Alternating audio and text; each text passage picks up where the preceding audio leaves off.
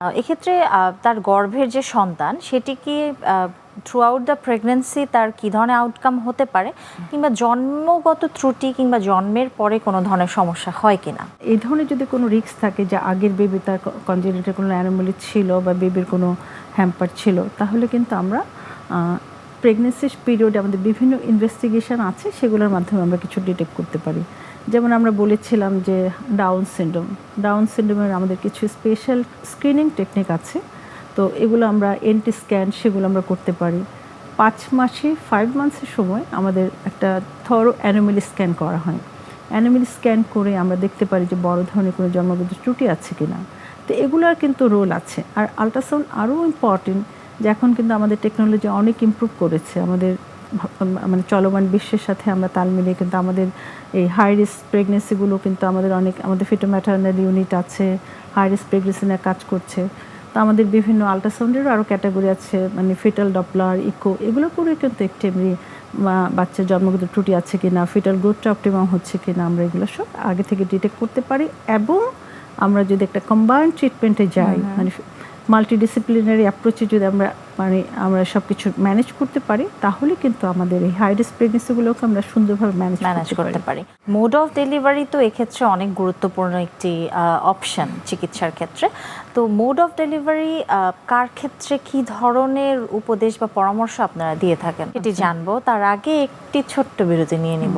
প্রিয় দর্শক, দেখছেন স্বাস্থ্য প্রতিদিন অনুষ্ঠানের পর্যায়ে নিচ্ছি ছোট্ট একটি বিরতি, আমাদের সঙ্গেই থাকুন।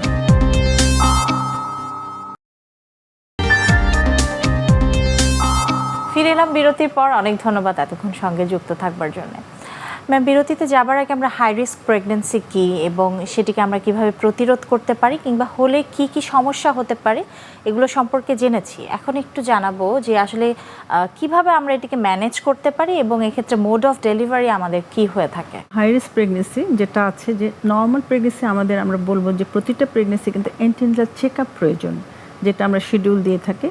কিন্তু যখনই একটা প্রেগনেন্সি হাই রিস্ক ক্যাটাগরি হবে, তাকে কিন্তু আরও ফ্রিকোয়েন্টলি চেক আপের প্রয়োজন হয়। মানে যেটা আমরা বলি প্রতি মাসে একবার করে, বা সেটা আরও ফ্রিকোয়েন্ট চেক আপ হতে হবে। হাই রিস্ক প্রেগনেন্সিগুলো অবশ্যই একটা মাল্টিডিসিপ্লিনারি অ্যাপ্রোচে সেটা ম্যানেজ করতে হবে, যেখানে একজন গাইনোকোলজিস্ট থাকবেন, একজন মেডিসিনের স্পেশালিস্ট থাকবেন, একটা ফিটোম্যাটার্নাল স্পেশালিস্ট থাকবেন, তারপর এখানে পেডিট্রিশিয়ান, নিওনাটোলজিস্ট, অ্যানেস্থেটিস্ট, নিউট্রিশনিস্ট, সবাই মিলে মাল্টিডিসিপ্লিনারি অ্যাপ্রোচে সেগুলোকে ম্যানেজ করতে হয়।